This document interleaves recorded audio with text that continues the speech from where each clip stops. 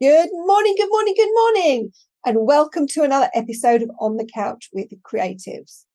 I say good morning because I'm here in the UK, but good afternoon or good evening if you're anywhere else in the world. I'm Melanie Perry. And I'm Julie Hyde-Mew. And this is On the Couch with Creatives. Fans and followers of the show will know that we are part of the Creatives Group, the private network for creative professionals across the globe. Together, we support you so that you can create at your best, connect with like-minded professionals, and therefore grow your creative business. That sounds like a good idea to you, and you'd like to find out more about joining our growing network of creative professionals, please don't hesitate to chat to us after the show. But this is On the Couch with Creatives. So, Julie, who do we have on the couch today? So on the couch today is graphic designer and brand strategist, Daniel J. Moore. And he runs his own company here in the UK called Iron Dragon Design, which works with clients across many sectors. And he says his clients always want more, something more adventurous from their brand. So let's talk branding with Daniel and let's get him on the couch. Hello, Daniel. Welcome on the couch. Thank you very much, Julie. Thank you, Melanie. It's lovely to be here. Daniel, let's start off with a generic explanation of what branding is. For people like me who don't quite know what it's all about, I understand the fact that companies want logos and they've got different colors and all that. But how would you describe what branding is? So this is a commonly misconceived section. And the way I tend to describe brand is the brand is what people say about you when you're not in the room. So it's all about the feelings you leave them with, what they remember of you, and how you've and what impact you've had on them. And that's how the brand kind of works. And another thing I say quite often is branding is in the eye of the beholder. So two people will look at one thing and feel something completely different, and that's fine. What we're trying to do with branding is attract the people that we want to attract. And I've heard it said a lot across social media, personal brand and professional brand, and you've got to kind of meld the two together. Is that what you advocate as well? And just tell us the difference between personal brand and professional brand and why it needs to be. Can you not be someone else outside of your work, or do you have to bring a certain amount of your ethics to your brand? I think we naturally bring different personas to different things, and I think that's fine. I believe that there is a link between personal brand and professional brand. That's mainly down to the fact that me and the word professional don't particularly get on.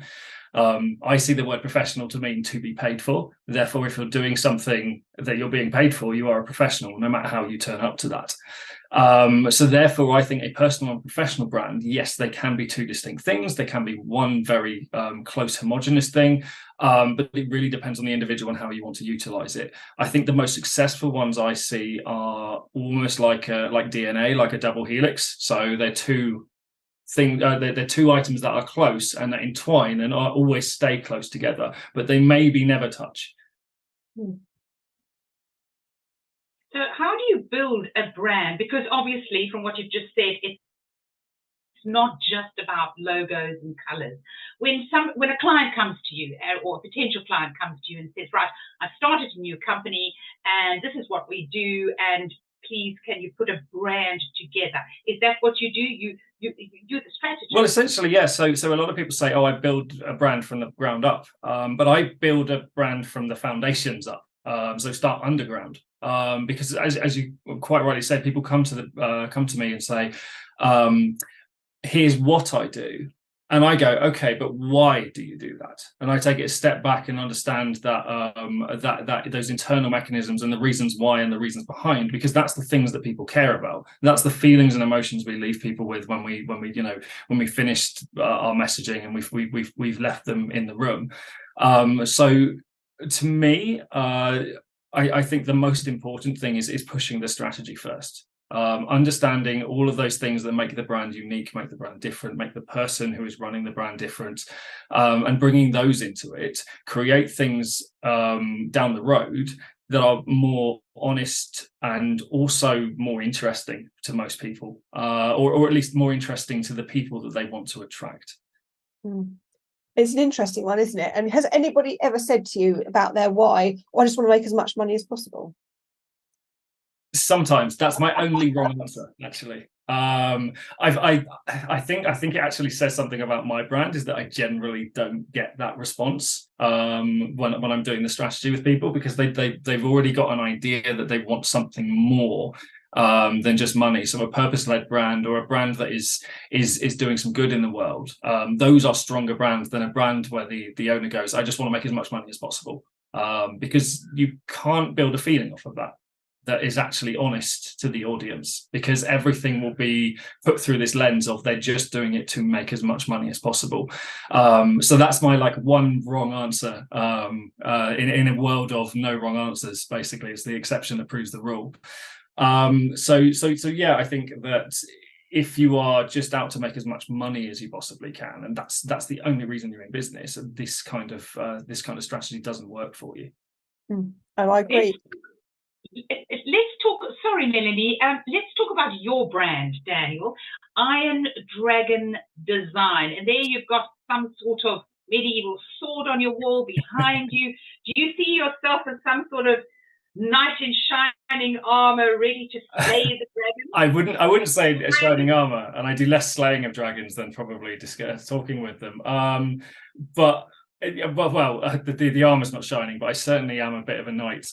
There's three things I describe myself as to people as: artist, adventurer, warrior. Because that's basically what I am. I'm not only a person who can get some really creative stuff going, who can also dig into your brand and look at the dark recesses of it, but I'm also someone that will fight for the brand. And I'll also so that on the wall is a very physical representation of that aspect of myself and the business.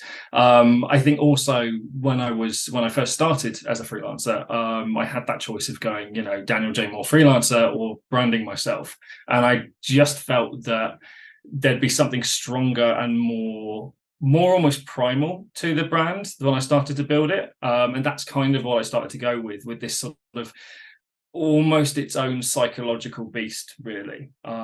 You hear some of the words Iron Dragon and you get an immediate visceral feeling, and that's based on sort of our own sort of fight and flight responses and human psychology across history. So I always felt that I wanted something that was almost more than me, or not more than me. It was more sort of me turned up to 11 in some respects.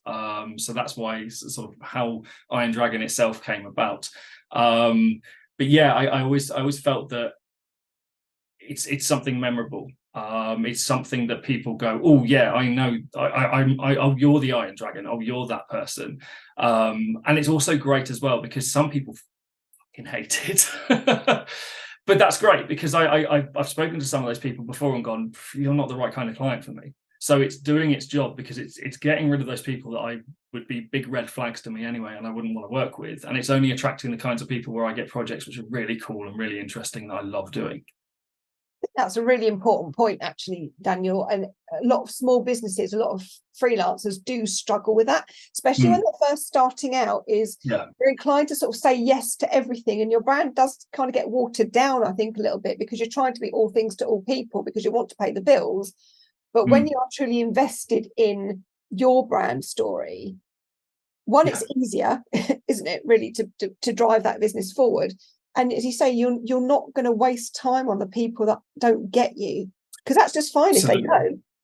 No, it is. It's so strange. I had it out with someone on LinkedIn once about alienating people, and they were like, "Oh, you should try not to alienate anyone." And I was like, absolutely not. You should definitely try to alienate people. You should definitely go, "You are not my ideal client, so I'm not going to be speaking to you." That's just that. Because, if you think about the number of potential people there are in the world that you could do business with, there are billions of people on the planet. You don't need all of those as customers to be successful. You need an incredibly small fraction of those. And yes, you know, your demographics, like your location may come into that, your sector may come into that, things of that sort of nature, but you naturally niche yourself down. And by niching yourself down to a personality type as well, you're only going to attract people who you really enjoy working with. You've mentioned that your clients, you attract people, or your clients need to attract their tribe. What do you mean by that? You're talking about specific target market. Yes, essentially, it's kind of just fiercer speak for target market, really. But it's a bit more than target market, because I don't know, target market feels very corporate. It feels very kind of like Terminator-esque, like I've got them in my sights and I'm going to hit them and then move on to the next one. Whereas tribe is something that's built around you. It's a community. It's led by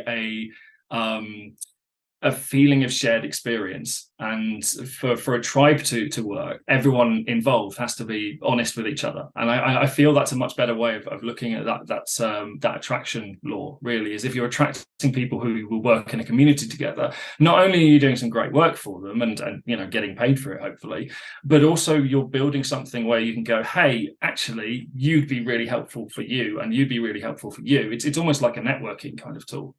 Sounds very much like creators. Everybody, all our private members, we just seem to be like-minded people that are so prepared to support and encourage each other. Absolutely. Yeah, and attracting those right people.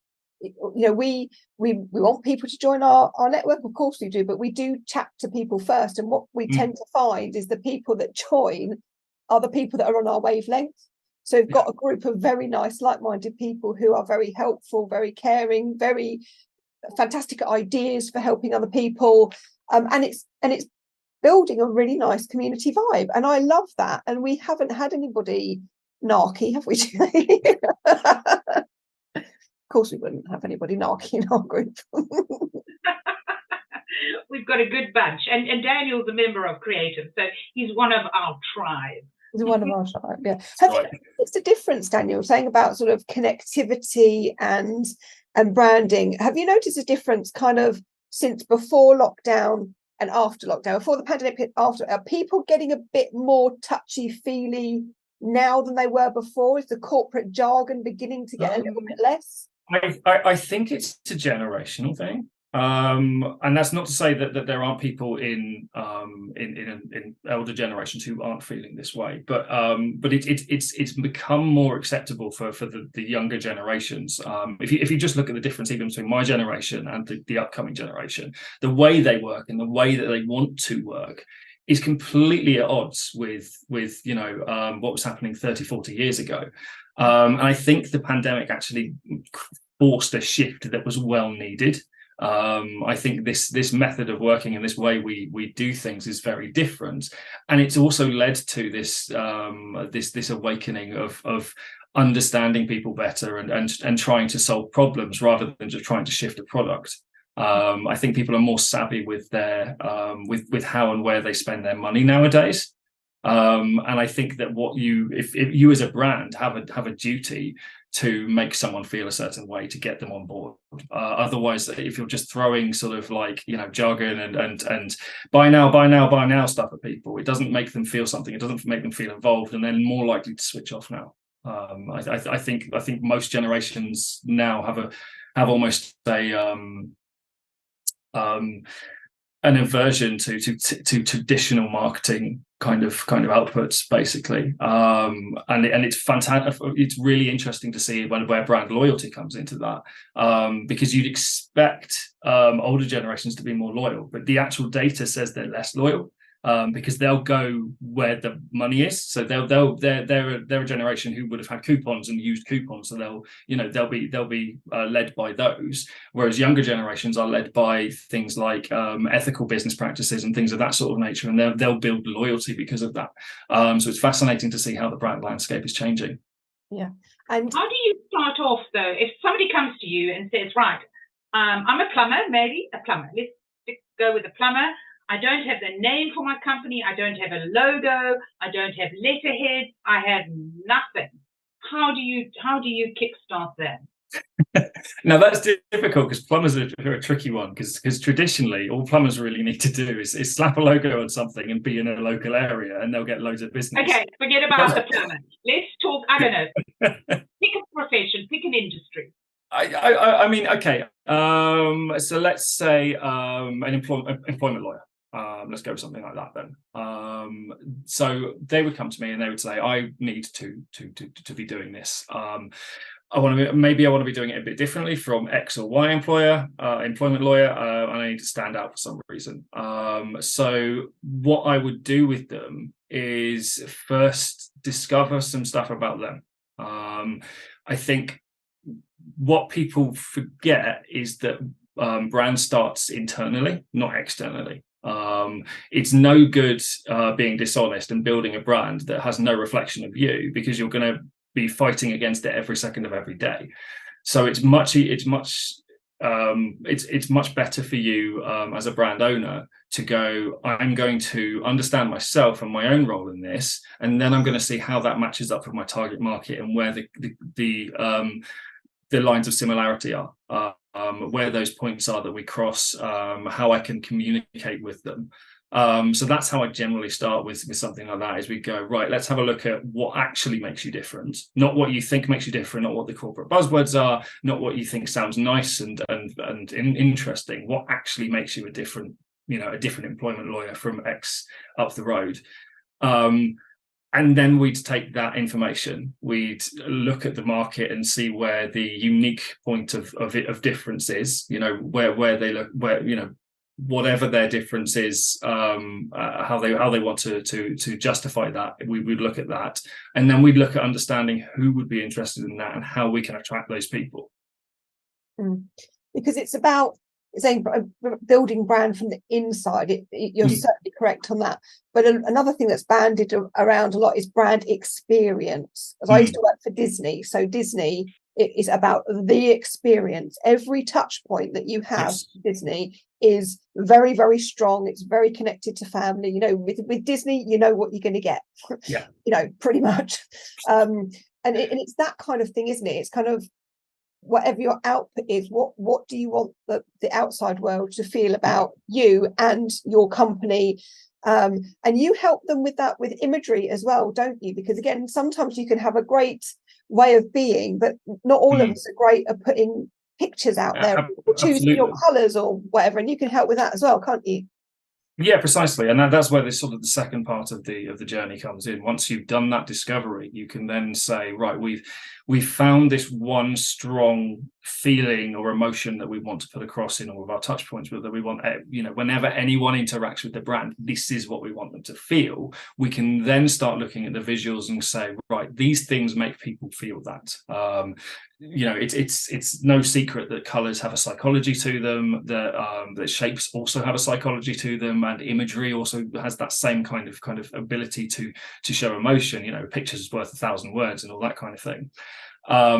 So the task then becomes, how do we translate that feeling and emotion into something visual that portrays that feeling and emotion? How do we make sure that even everything down to the font choices and the way that things are worded, the voice of the brand, how does that all say or give off the same emotion, so that people will come into contact in various places with the brand and come away feeling the same way? And not giving too many secrets away, but that's the challenge. and do you help them design can you help them design their logos, because you're a graphic designer as well? Yeah, absolutely. So the idea of kind of what I do, because I started in graphic design, and then moved away into the brand psychology side of it and started to build that alongside it, because basically I got fed up with people coming to me and going, oh, whatever. Because it's strange, because people think that graphic designers want a lot, like infinite freedom. They think that graphic designers want all the space in the world to think about, to be creative, when actually that's really not the case. What we actually want is a set of boundaries, so that we don't go off over the hills and come back with something that you just didn't want. We need an area to be creative within, And from there we can use, that's when, you know, design sort of gets you get the best out of design, because you're getting something that fulfills a brief, that actually does what it should be doing, rather than something entirely random that may be brilliantly creative but doesn't actually do anything for the business. So do you get into the nitty-gritty of when you, like, not just logos and colors, but also the fonts you use, Yep. so letterheads and stuff like that? Yeah, absolutely. So quite often after going on sort of the brand adventurer workshop, people will need sort of to readjust their brand. And so I do the whole thing with them. So I help them with logos, with font choices, with colors, with you know, the stationery aspect of it, and you know, their online identity and all of that kind of thing, because the worst thing when you're trying to do anything big like a rebrand is if you've got old stuff out there which is saying something different. So there's a lot of you know, there's a lot of looking around and making sure you're finding everything, and auditing and making sure that you've not left something of the old brand up in a very important place. And that's a good point that I'd like to explore a little bit more, is that, you know, surely if you get it right with somebody like yourself and you've worked out your logo and your colors and it's a really strong brand, surely you shouldn't need to have to rebrand if you get it right. You only need to rebrand if your current brand is not doing what it's supposed to be. You know, Disney hasn't rebranded its Mickey ears, you know. No, but it has changed and evolved its brand, and that's where the next kind of point comes in, is that even is that brand is often reflected in culture, basically. Starbucks, for example, is a really good example, because their brand has changed significantly over the years, because as our kind of as our trends in design change, they follow those trends and make sure they're continually staying modernized, basically. So even if you're doing everything right, there's a decent chance that, you know, 10 years down the line, things will just be out of date just because of how we perceive things as a society. So that's when you go, right, we need to look at this again because we're a little bit out of date. But the job of a good brand designer is to make those periods like further apart, basically. To make sure that you're not coming down the road every year and going, damn it, we've got to rebrand again. Because no one wants to rebrand every year. It's a nightmare. That's, I mean, I see from what you've just said, that's more, I would consider more of a brand refresh than a rebrand. A rebrand is kind of like, almost, I feel that when you're starting from scratch, like, oh no, it doesn't work, we've got to change it all up. But if you're tweaking things to make it more modern, you're just refreshing it, giving it a bit of... Yeah, I think the words can tend to be a bit interchangeable, but yeah, technically that is a refresh. But you know, it's not every rebrand has to have a name change in it. Sometimes it's a case of just reinvigorating it, and just giving it back its passion that it had when it first started. So and it's just a lot easier for people to say rebrand than refresh, because it feels more sort of more full in a way. How do you choose colors? I'm interested in this whole color spectrum thing. I've got a dartboard and I just chuck darts at it until you're a person, so I think your company needs to reflect more yellows and reds and autumn colors. Do you do that kind of thing? So yeah, absolutely. There are fantastic ways of doing that, using things like autumnal colors and spring colors and summer colors and things of that sort of nature. So grabbing a color palette that speaks to you is sometimes quite a good way of doing it. But colors naturally give us an impression. So the weird thing is we actually see shape before we see color. We see silhouette before we see color. But the color brings the emotion into what's going on. So there's a whole set of color psychology, which is based on basically how a science called semiotics, which is the study of signs. And it's basically how we as a culture have perceived something and created an unwritten rule or language around something. So, for example, red means stop because traffic lights, that's how they work. Green means go. And that's fairly consistent across all of human cultures. Is red is stop, green is go.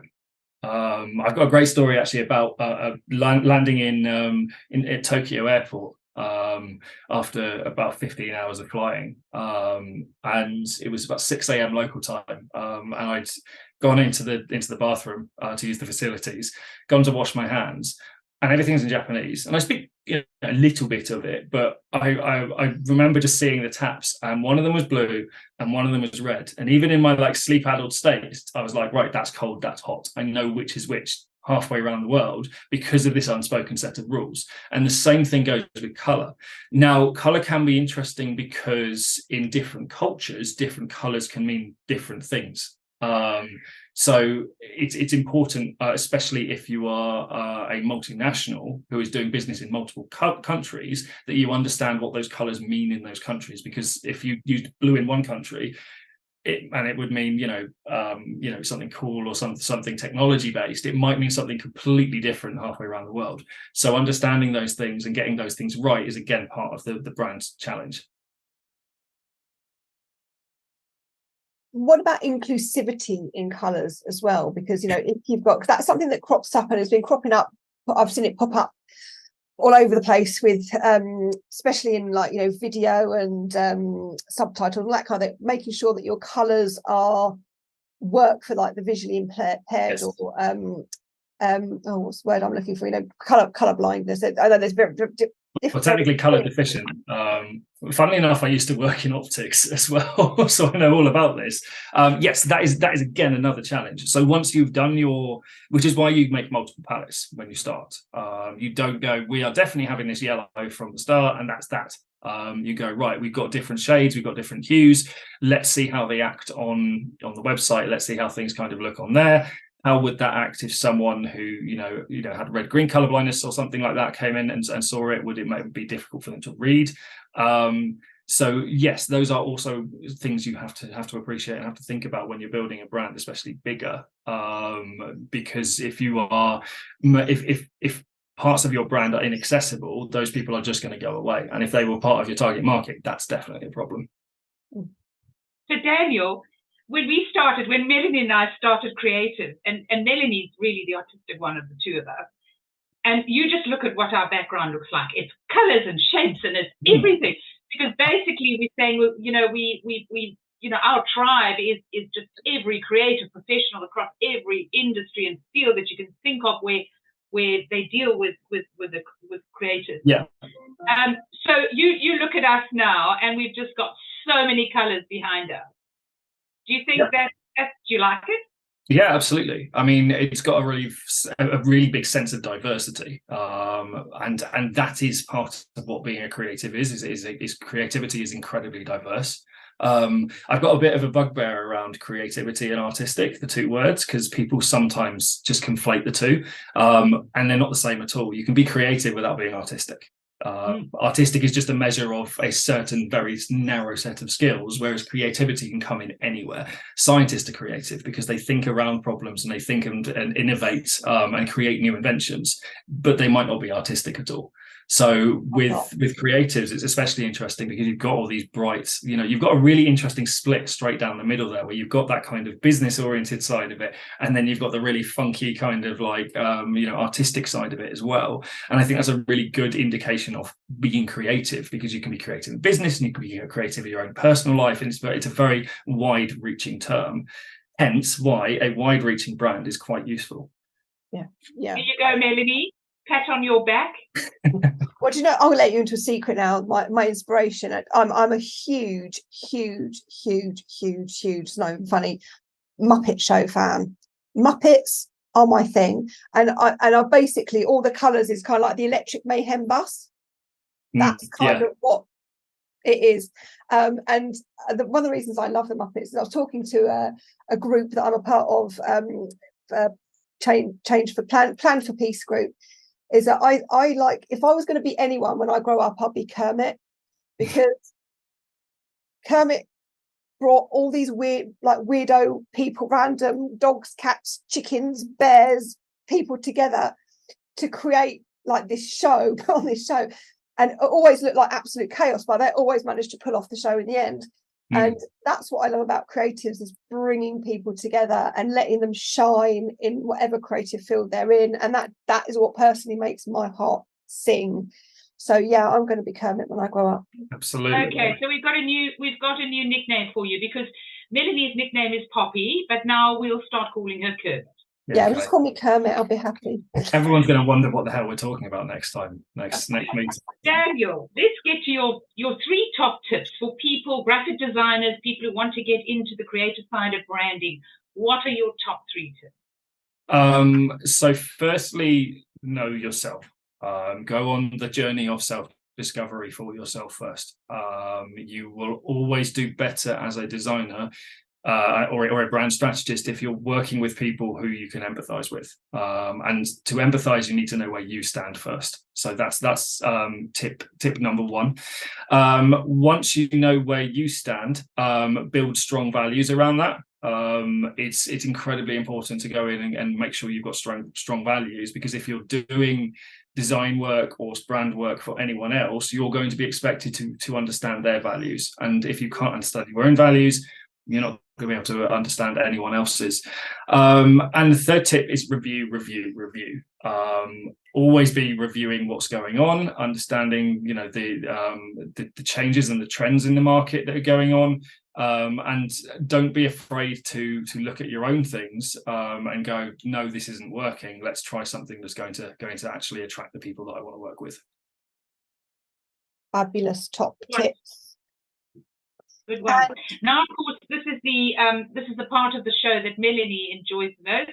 She digs out her values jam card, and she's going to dig into your psyche a little bit, Daniel. Being a creative person, there's no right or wrong answer to what she's going to ask you. Just spew out whatever comes into that creative mind of yours. All right. I'll spread out the cards, try not to throw them everywhere. And my party trick that I did the other week. Okay, I'll just run my finger along the card. You say stop when you want me to stop, Daniel. Stop. Right. Right. Oh, this is quite a good one for you. You picked enjoyment. You know I would. Enjoyment. So, as a creative, what does enjoyment mean to you, Daniel? What does it look, feel, and sound like? So enjoyment to me is it's freedom from negativity almost. It's freedom from people being negative towards you. It's understanding what you like and being and liking it unashamedly. It's having a hobby. It's having something that other people will go, that's just weird, and you go, yeah, but I love it. That's what enjoyment looks like to me. Fantastic. What does it sound like? I just got like an image in my head of like the clash of steel. That's what enjoyment sounds like to me. Oh, with the sword. Yeah. Absolutely. That's that. I literally heard that noise in my head, and I was like, nope, we're going to say that. That's what's going in here. So you must have been one of these little boys who always had a sword stuck in his underpants and flashing through the forest looking for dragons. I almost lost an eye as a kid because I was playing that kind of nonsense. So yeah, it's very much, which would have been cool, you know. Then I could have been an actual pirate. But you know, yeah. I'm probably quite happy I've got both my eyes when it comes to doing what I do. And your limbs. Yeah, my limbs. Yeah, quite handy that. What's it? I don't have the designer ID with Oh, sorry, I've interrupted you. What were you saying, Daniel? I was just saying, I don't know how good a designer I'd be with a hook on my hand. So yeah. What's it smell like? Give him another question, Melanie. What's it smell like? Oh, what does it smell like? It smells like grassy fields as well. Actually, I think I need to get out and do some sword fighting. I think that's blood and sweat. Yeah, it's got that like metallic. It's got that tang to it. It smells of mead as well. Someone started a fire somewhere, and there's mead, so that's what enjoyment smells like to me. You probably had a past life in medieval times. There's a non-zero chance that that's the case. So got to be some warrior. Your inner warrior fighting to come out. Well, I would imagine you are plenty of people's knight in shining armor. It's been wonderful talking to you, Daniel, and hopefully we'll talk to you again in the future. But thank you for coming on the couch and giving us a little bit more understanding about branding, because I'm a little bit confused about it. But that was fascinating. Thanks very much. Well, thank you for having me. Before we go, though, just quickly before I sign off, I'm just going to ask you, Daniel, what have you got coming up that people need to know about? Because I know that you have your brand adventurer workshops. Tell us a little bit more about those before you go, and how people can book on if they need to find out more about how to improve their brand. So yeah, my brand adventure workshop is a deep dive into your brand and your personal brand and your business brand, and understanding how we can make an alignment and how we can ensure that you are getting the right messages across. They're a great way of discovering things you didn't know about yourself and your brand, and they're also a great way of discovering where your strengths and weaknesses lie and what you might need to do going forwards to build a stronger brand. They are one-to-one because it's the best way to work and the best way to dig. And they are so basically they're something that if you're interested in learning a lot more about your brand, just find me on LinkedIn, get in contact. I'm always running them. So yeah, please do. Fantastic. The details have been going across the screen as in. Yeah. So get hold of Daniel if you're interested in discussing what's going on and refreshing your brand. Yeah. Fantastic. Wonderful. Thank you so much. So I'm terribly sorry that I jumped the gun, but it really has been wonderful talking to you, Daniel. Thank you. Yeah, thank you. It's been lovely talking to you as well. Learned loads and loads and loads. And if you want to find out more about refreshing your brand or even starting up, please do get in touch with Daniel. Seek him out, connect with him on LinkedIn. You really, really won't be sorry that you did. And thank you to our viewers. Say thank you to our viewers for watching us as well. But until next time, we'll see you.